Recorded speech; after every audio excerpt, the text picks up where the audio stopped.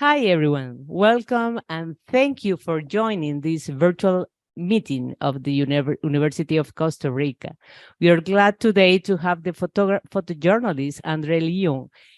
And now our students, Angel Rojas and Marianela Arias, will introduce the topic and about our speaker. Angel? Thank you, Professor Annie Pérez, coordinator of the journalism area of our school. Starting now, all participants, please turn off your cameras and microphones.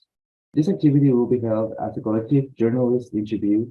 It will be recorded for it to be later on shared on our school's YouTube channel. It will be held in English, but some parts will be held in Spanish and maybe in Portuguese. But there is an automatic transcription button in your Zoom screen. At the end, the rest of the participants will be able to ask their questions via chat in Spanish, English, or Portuguese. Now, about our prime topic today. For some people, photojournalism provides answers to the world, but what best photojournalists do is pose many questions to all societies. Photojournalism requires an enormous capacity for synthesis, facing the harsh reality in conflicting spaces to turn the story of one person into the synecdoche of many others. The photojournalist makes it possible to show the complexity of the circumstances that led to the point of conflict and the complexity of the possible solutions. The independent view of the photojournalist allows him or her to denounce all sides involved with no more activism than a simple journalism principle, which, as Christiana Mampor says, is to be truthful, not neutral. Paula will tell us now about Mr. Liohn. Hi, everyone. I'm Paula, and let me introduce you to our speaker. Andre Liohn Garcia de Oliveira was born on November 9, 1974 at Botucatu, Brazil. Photography came into his life when he was 6 years old, and at that moment, he knew he had discovered something special and unique. Then, in his early 20s, he moved to Norway, where he lived for 15 years. He began to photograph professionally at the age of 30, and thus began his prestigious career. And Walter will tell us more about it. Thank you. Hi, I'm Walter, and I'll talk about the professional side of his life. Andre has worked as a photographer, documentary producer, and director. He has taken photographs in a variety of countries, and starting with his local Brazil. With his work in Rebogo, he also documented the Venezuelan crisis and the COVID pandemic. His most notable work was done in Asia and Africa with The Fall of ISIS and the Chronicles of the Mediterranean Sea. Also, his work on Libya, like Libya Traumas of the Revolution, and the collective work Almost Done in Libya. He also worked in 2 books, Correspondente de Guerra in 2016 and Pandemia e Anarquía in 2021. Andre is an award-winning war photographer, and it is obviously easier said than done, and that's why director, screenwriter, and journalist Maria Carolina Telles made a documentary about him and the way he struggles with his passion of being in the midst of combat or being a present father. Let's watch the trailer. Eu nunca estive em uma zona de guerra, pai. A guerra veio até mim de uma forma diferente. Através do trabalho de um fotógrafo de guerra. Um pai, como você. What keeps me here? What are you doing here? Brazil. What makes me fight? Why no come? We are democracy. We are democracy. Ele me permitiu explorar a sua lente para que eu pudesse contar a história de um combatente da informação dessa nossa era. Mas eu quis ir além das ações dos campos de batalha e mergulhar fundo na sua angústia. Il lavoro di papà mi sa che è il più blu. Può morire lui là in quel lavoro. Si vede che papà vuole la morte.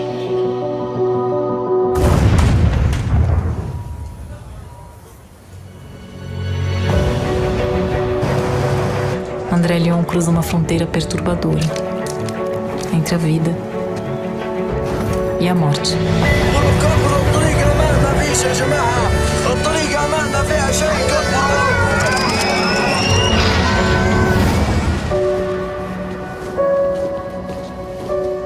Look at someone at the eyes, and then you understand they will die.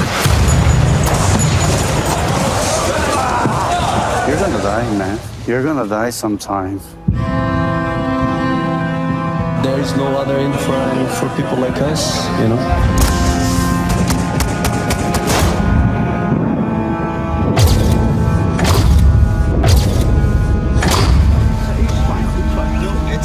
No, it's not a flick. You're not a soldier. You are not.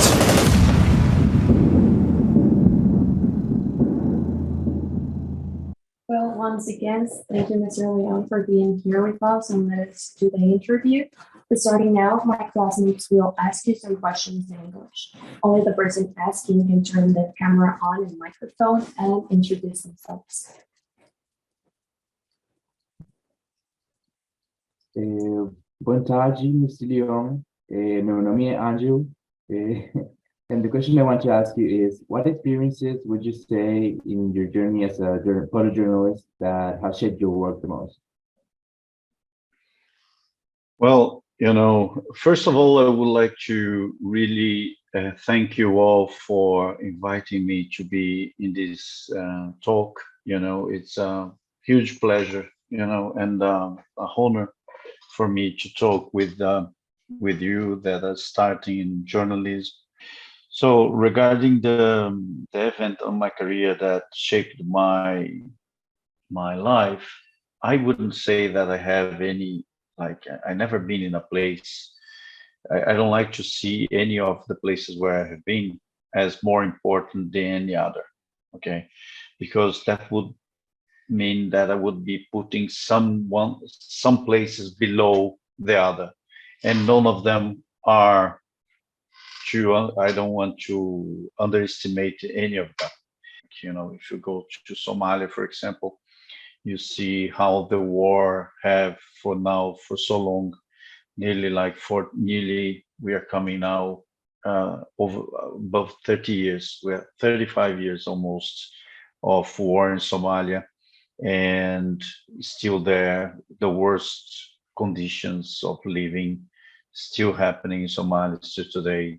And I don't want to, you know, like Libya is the same. We see the chaos that's happening in Libya, Venezuela. We see, you know, all these places. But one place recently that I think we should pay a very, very clear, you know, hard attention towards it is Ukraine. Ukraine is entering a very difficult time, like the war between the Russian invasion of Ukraine, the Ukrainian reaction of this war. I think we are going to see from now on more and more nationalism. We are going to see this more and more, and Ukraine is a very clear example of that. Hello, Mr. Andre, and my name is Paula. And my question is, what motivated you to dedicate yourself to such a risk job, even after having been so close to death? Thank you for your question, Paula. You know, I think that, you know, my personality was shaped by, you know, since my very early childhood, I have been a person that very occupied of experiencing the environment, you know, the life, you know, things that happening around, in front of me, around me, you know, the people I meet, the stories of these people, the relationship of these people with my emotions, you know, this has always been very important for me to understand and meet people. And I think that, you know, in the end, I became a photographer because photography is a beautiful tool for you to come in touch with people, you know. And I think it's this, you know, I don't know if I answered your question. And for example, you know, and sometimes, and when you come in contact with a person, and this person opens its life for you to photograph it, and you know that you are receiving, you are a privileged person because you are seeing things that are absolutely magical, many very usually very painful moments, things that I photographed or I used to photograph, very painful moments. And you see, wow, it's kind of a being, part of something bigger, Hi, Mr. Andre. My name is Juan Delgado. My question is, what happens in your mind when you witness so many scenes of tragedy with human lives, suffering, violence, and destruction during your work? Why is it so difficult for us to learn things that can stop violence? And I have to say, like, for a long time of my life, I believe that if we can learn everything, maybe as a photographer, I can produce things that maybe people can use to learn how to stop violence. That has always been my intention. If maybe I use war photography for people to observe it, to hear, to learn about the history around these photographs I made, maybe they will learn how to deal with violence, how they will learn how to deal with prejudice, or to learn how to avoid making other people to suffer. But I'm 50 years old. My country, Brazil, is a very violent country.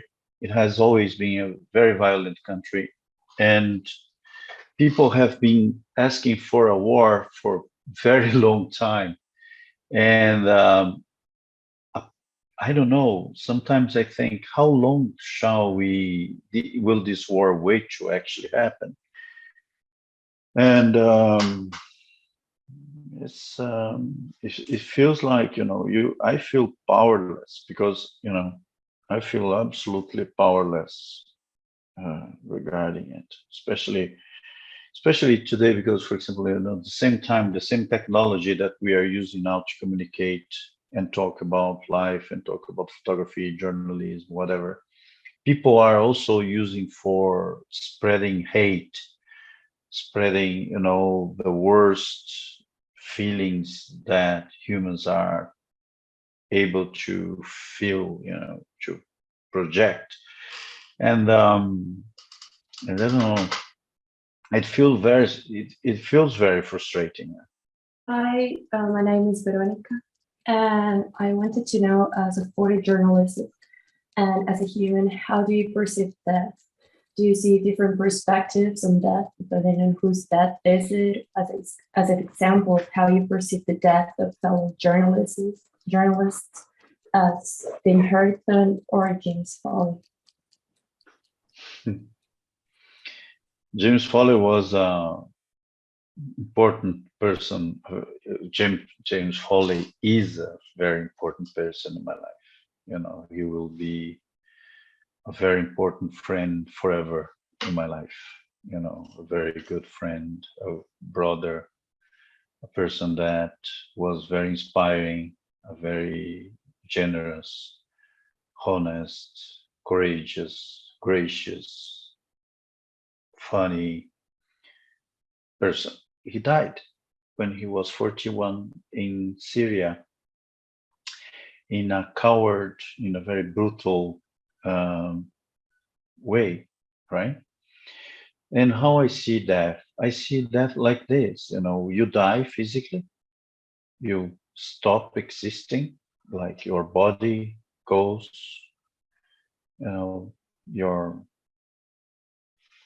you spread in energy, most of it in heat, but you will still survive in the minds of people that loved you for, was a great guy. And I believe that all the things that I learned with him, I hope that I can pass it forward. I'm trying to pass it forward to my children, to my friends, to you guys, to anyone, and I think those things will contribute for us to, hopefully will contribute for us to learn the thing that I told one that we still have no answer for, which is, how can we stop violence? Hi, I am Steven, and my question is, how do you feel when you look eyes with the people living in the conflict zones, the ones living that reality? Do you feel like you protect them in some sort of way? It's difficult. And then when you go to a place that are really, really in trouble, I have been places where people are struggling a lot, and they say, okay, a huge part of it, we should have learned how to prevent this suffering, to prevent this violence. But, human beings, we are a very special and interesting, problematic thing that nature decided to create. I don't know why. Hi, I'm Walter, and my question starts in the political view, and you're an anarchist and you follow the mutualist theory. Do you think that the close contact with war zones has affected in any way your political views? It has affected a lot, but I have always been an anarchist. I started reading about anarchy, I was very young, and I have always been an anarchist. And an anarchist today, people, they don't understand what an anarchist is. They think, oh, which country is an anarchist country? Like asking, where did anarchy worked? Say, inside myself. I say, but which country? I say, no country. We don't believe in countries. If we had an anarchist country, by definition, that wouldn't be an anarchist country, because anarchy, we don't have countries. So it's impossible for any country to be an anarchist country. And but anarchy, is system, an ethical system that you use to take your decisions. Basically is that. Do you think that one day, let's say, can you say that maybe, like, teletransport from, you go to a machine here, and then, for example, you can be transported to another country, for example, or to another city, or to another room. Do you think that will be possible in someday in the future? Today, we can believe that teletransportation is more real. The possibility of teletransportation is more real than equality in Africa to exist. Not even in Africa, probably in Costa Rica the same. Like, do you think that Costa Rica one day will become a country like Europe, whatever, So, but teletransportation, yes, Do you think, this is, this is a very sad situation, because we think that, okay, what does it mean for us, for example, to be sitting here and talking with I'm sitting in front of a mobile phone and having this conversation, if this conversation will never contribute for us to actually reach proper equality. Hello, Mr. Leon. My name is Marianela, and my question is, how is the process or protocol to obtain the permission to publish these raw and emotional photos, like the one with the indigenous baby or the one with the 19-year-old man who was being rescued with COVID? Both photos from your Brazil COVID project? Well, when you are a journalist, a photojournalist, and you are accepted in these places, you don't have to have their permissions to publish the pictures because, I mean, you know, you have already been accepted by them there. They know that you are there. They know that you have a camera in your hand, and they know that you are there for working, you know. And like, for example, let me show you one thing. This is wait, this is the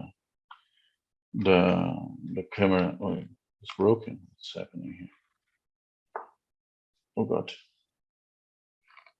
Anyhow, this is the camera I use. Okay, this is the camera I use, and I will make a picture. Okay, can you hear the sound? You can hear the sound, right? Yeah, yeah. I think this sound is very important. You know, I think this sound is very important because every time that you make the sound, the person that you are photographing knows that you are photographing him or her or them, you know.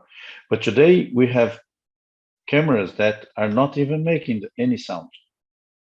And then the people, like, you know, they are being photographed in situations that can be very intimate, very distressful for them. And they don't know exactly what's happening.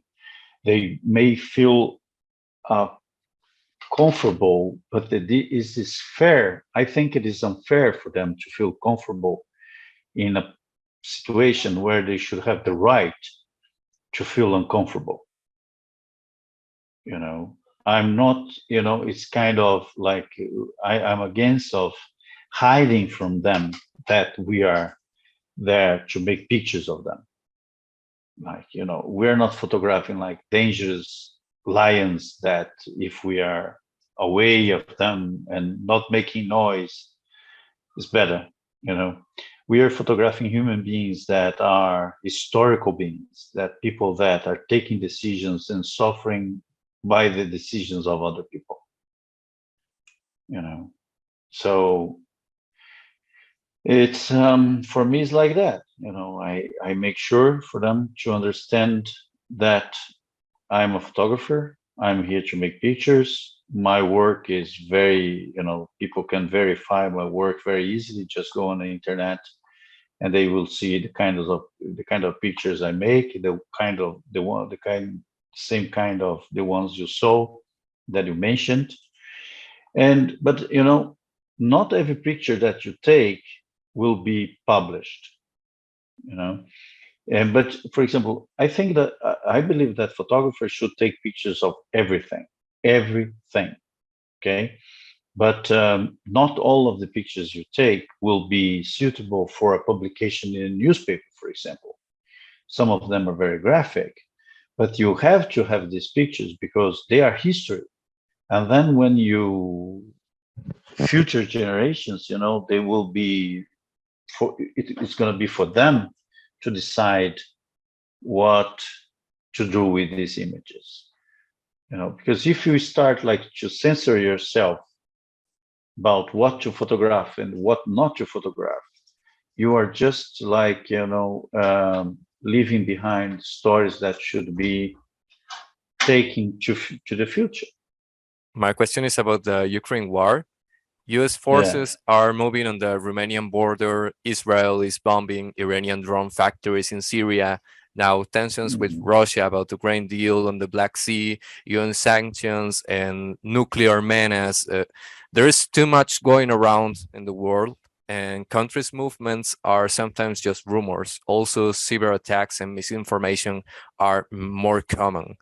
And which are the main obstacles for war correspondents in this new war regarding keeping safe and reliable information back to our mainstream without getting into bias? I think the main difficulty today is to overcome bias. As I told before, everyone has already an information, an idea about who they want to support. Today, for example, if you go to Zelensky's webpage on Twitter, for example, or Instagram or whatever, he has millions of people that are there listening to him without making any question. They just want to know that Zelensky, what Zelensky did during the day, and that's it. And then if you raise questions about Ukrainian policy, people say, "Oh, but you are supporting Russia." Then say, "No, man, I'm not supporting Russia. I'm just saying that okay, maybe we should be worried about Ukraine as well. No one is perfect. No. You are supporting Russia." So I think the most difficult thing is to make journalism a journalist that you are. I won't say neutral because neutrality is impossible. But when you are, accountable about things you say, let's say, listen, I wish, Russia didn't invade Ukraine. I know that Ukraine is a victim, but Ukraine is not free of failures. They are committing mistakes all the time as well. And some of these mistakes should be fairly criticized. Hi, Mr. Andre. Thank you so much for joining us today.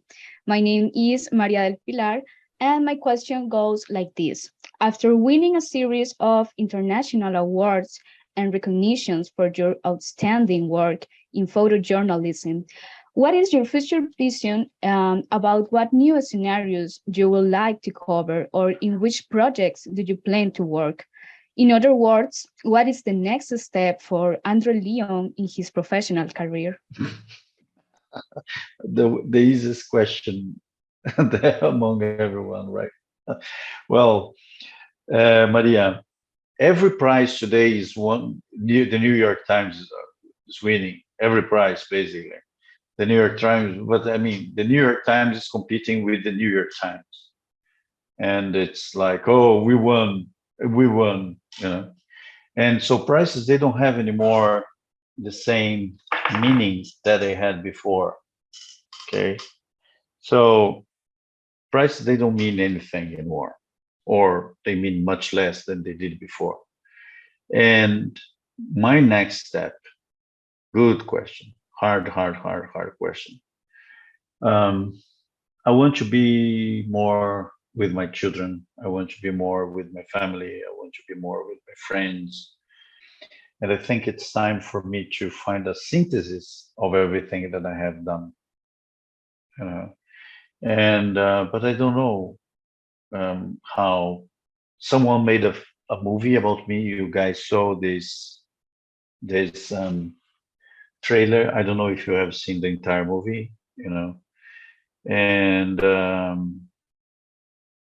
I think I would, my next step today is to communicate with people like you. I want to contribute for people like you to think about their own questions, to help people to improve the quality of their questions, if I can. Well, thank you so much, Mr. Andre Liohn, students, for all the questions. Now, if anyone has any other questions, please raise your hand.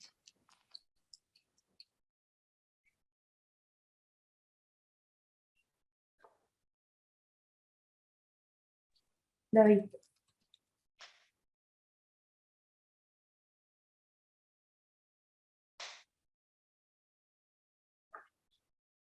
We'll start with David.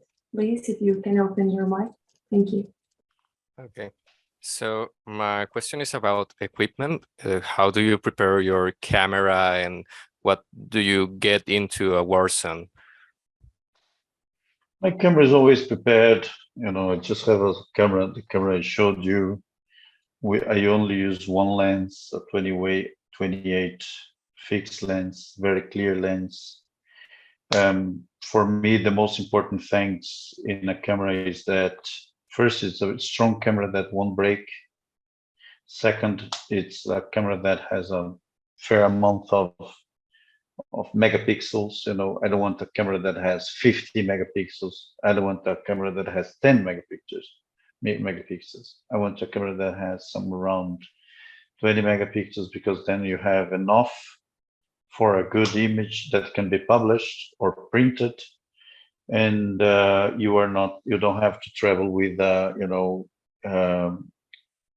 discs to save your material and having the risk of losing everything for one reason or another.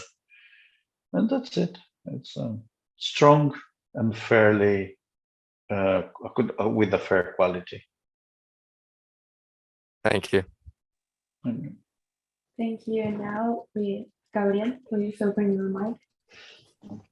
Hello, it's a pleasure to have you here today. Thank you for this. Mr. Liohn, I have a question. Have you ever been in that point that you think that it's better to keep working and keep taking photos, or try to help the people that you are photographing, that put a hand and try to say or wrong with them, or that, like, I don't know if for you it's like this, but I think that it's like a moral conflict to keep working, that we know that we are journalists and we are here for cover this, but are humans suffering, and I don't know if you have been in like this conflict. I think if you have from outside, it looks more difficult than what really is. Of course, I have been in situations where I had to help people, and when you are in a situation where you have to help people, you make no questions, you help people, and that's it. You don't regret about anything. But the thing is, like, you have to be the only available help. For example, I'm not in a place where I know that people need help, but I know that there are people there to help, that I left my camera to help people. That it doesn't happen, because then I would be just like confused. I'm there to photograph. You are there to photograph as long as you are able to photograph. If you're not able to photograph for any reason, you don't photograph. It's that simple. It's not a big deal, Well, thank you. Now I'll give the word to Maria Pilar to do the ending. Thank you so much, Mr. Andre Liohn, Robert Capa Gold Medal Award winner of 2012, for sharing your vision on the challenges and actions required by photojournalism. A warm thank you to professors and fellow students for participating in today's meeting. All participants can turn on your cameras to say goodbye to Andre.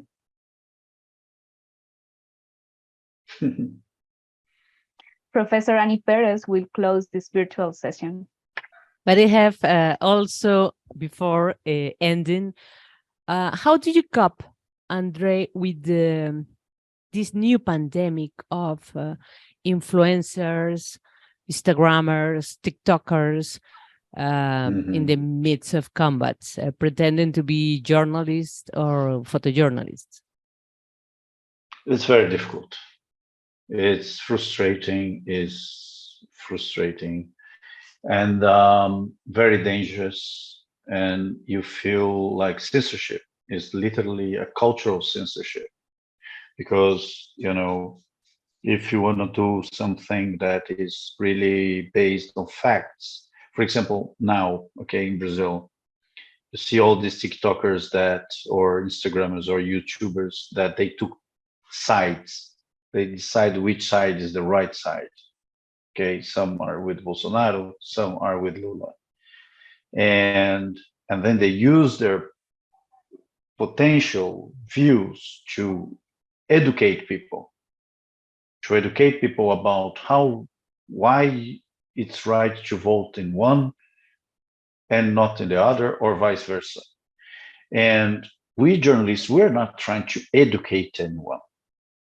We are trying to educate, like to make us a self-educated society. Society self-educates itself through, for example, journalism. Like, okay, you know, I'm going to read something and then I'm going to take my own conclusion. But YouTubers and all these influencers, they want to educate. They want to give you the example, the argument of why you should believe in this particular way and not this way. And it's very dangerous because people are become more and more stupid, literally stupid. Thank you very much, Andre, for sharing Okay. your experiences and knowledge with us. This interview was brought to you by the journalism area of the University of Costa Rica. Thank you. Thank you very much.